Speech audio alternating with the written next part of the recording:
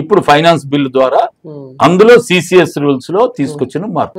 అందువల్ల ఈ రోజు దేశవ్యాప్తంగా వాళ్ళు చిన్నవాళ్ళు కూడా కాదు, ఈవెన్ కేబినెట్ సెక్రటరీ కూడా ఇందులోకి వస్తారు. కేబినెట్ సెక్రటరీ కింద చిన్న ఉద్యోగి నుంచి ఫోర్త్ క్లాసు స్వీపరు మెసెంజర్ అనుకున్న గుమస్తాల నుంచి ఆఫీసర్ల నుంచి పెద్ద అధికారుల నుంచి ఐఏఎస్ ఐపీఎస్ వాళ్ళు కూడా వాళ్ళు హైయెస్ట్ పొజిషన్ రిటైర్ అయిన కేబినెట్ సెక్రటరీకి కూడా ఇది వర్తిస్తుంది.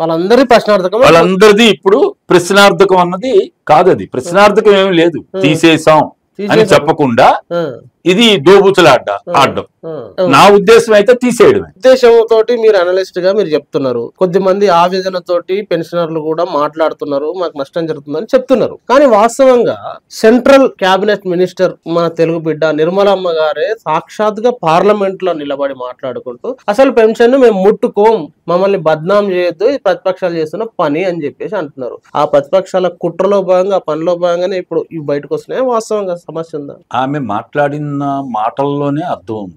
మేము ఇప్పుడున్న పెన్షన్ దాంట్లో మేమేమి మార్పులు తీసుకురాలేదు, అది క్లియర్, తీసుకురాలేదు. కానీ తీసుకొచ్చింది ఎక్కడ అని అంటే పే కమిషన్ వస్తే పే కమిషన్ రికమెండేషన్ లో ఉంటే వాళ్ళకి జీతాలు పెంపుదల లేదు, పెన్షనర్స్ కి పెన్షన్ పెంపుదల ముందు తేదీతో ఉంటుంది తప్ప వెనక తేదీతో ఉండదు. అంటే అర్థం ఏంటి అని అంటే అప్పుడు పే కమిషన్ మీకు 1/1/2026 నుంచి అమల్లోకి వస్తుంది. ఇంకా దాన్ని ఇంకా పే కమిషన్ వేస్తామని చెప్పారు, కేబినెట్ నిర్ణయించిందని చెప్పారు తప్ప ఢిల్లీ ఎన్నికల ముందు. కానీ ఇప్పటి వరకు ఇంకా పే కమిషన్ ని నియమించలేదు, చైర్మన్ గాని మెంబర్స్ ని గాని. నియమించిన తర్వాత వాళ్ళు వాళ్ళ రికమెండేషన్స్ ఇస్తారు. ఆ రికమెండేషన్స్ అమలు చేసే తేదీ ఏముంటుంది అని అంటే 1/1/2026 తర్వాత ఉంటుంది.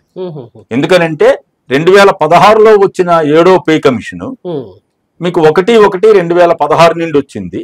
దాని గడువు ముగిసింది 10 ఏళ్లు కాబట్టి 31/12/2025కి ముగుస్తుంది.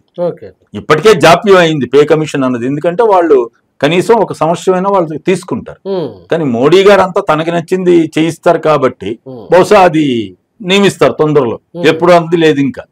ఎందుకంటే ఢిల్లీ ఎన్నికలు అయిపోయి బహుశా ఇప్పుడు బీహార్ ఎన్నికలు రాబోతున్నాయి, మరి బీహార్ ఎన్నికల ముందు ఏమైనా పే కమిషన్ ఇస్తారేమో, అది ఒక భాగం. కానీ 1/1/2026 అది కేంద్ర మంత్రికి నిర్మలా సీతారామన్ గారు చాలా స్పష్టంగా రాజ్యసభలో మాట్లాడుతూ చెప్పారు, మేము 1/1/2016 అంటే 7వ పే కమిషన్ సిఫార్సుల ప్రకారం 1/1/2016 తర్వాత రిటైర్ అయిన ఉద్యోగులకి మేము పెన్షన్ ఇచ్చాం. అలాగే 1/1/2016 ముందు రిటైర్ అయిన వాళ్ళు పెన్షనర్లందరికి కూడా మేము 7వ పే కమిషన్ వర్తించాం, ఇందులో ఎక్కడా మార్పులు తీసుకురాలేదు అని చెప్పారు. అది కరెక్ట్, అది 100% కరెక్ట్. కానీ ఇప్పుడు పెన్షనర్లు ఆందోళన చెందుతుంది మీరన్నట్టు అధికారులు కూడా ఎందుకు ఆందోళన చెందుతున్నారు అని అంటే 1/1/2026 నుండి 8వ పే కమిషన్ అన్నది వస్తుంది. అది వస్తుంది ఇంత క్లియర్ చెప్తున్నారు అంటే అది వీళ్ళకి వర్తించదు అని తీసుకొచ్చారు. కానీ అది మాట్లాడటం లేదు. మీరు చెప్పిన ఆర్థిక మంత్రి గారు మన తెలుగింటి కోడలు ఎక్కడా అది మాట్లాడలేదు. నిర్మలా సీతారామన్ గారు ఏం మాట్లాడారు? 2017 7వ పే కమిషన్ గురించి మాట్లాడారు. అది అయిపోయింది, అది అయిపోయిన చరిత్ర. అది అబోబోయే దాని గురించి మాట్లాడలేదు, అది మాట్లాడదు. అందువల్ల వాళ్ళు మాటలు చాలా దీనిగా ఉంటాయి. అందువల్ల మనం జాగ్రత్తగా పరిశీలించాలి. మాటలంటే పార్లమెంట్ లో బయట అడవులుగా మాట్లాడుతారు, కానీ వాళ్ళు పేపర్ లో ఏమి ఇచ్చారు అనేది కదా విషయం. పేపర్ క్లియర్ గా ఉంది, క్లియర్ ఉందా? ఉంది, క్లియర్ గా ఉంది. దాని మీద లోక్సభ ఆమోదించింది ఫైనాన్స్ బిల్లుతో పాటు, దాన్ని రాజ్యసభ కూడా ఆమోదించింది.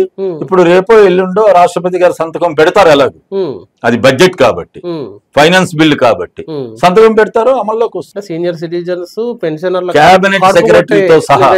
ఇంకా మీకు స్పష్టంగా చెప్పాలి అని అంటే ఈ 31 డిసెంబర్ 2025 నాటికి ఎవరైతే కేంద్ర ప్రభుత్వ ఉద్యోగులు రిటైర్ అవుతారో, ఎవరికైతే పాత పెన్షన్ స్కీమ్ ఉందో వాళ్ళందరికీ ఇది అన్యాయం చేసింది. సీనియర్ సిటిజన్ల కడుపు కొట్టే నిర్ణయం అంటారా? 100% కరెక్ట్. అందులో ఎక్కడ 1% కూడా మనకి అనుమానం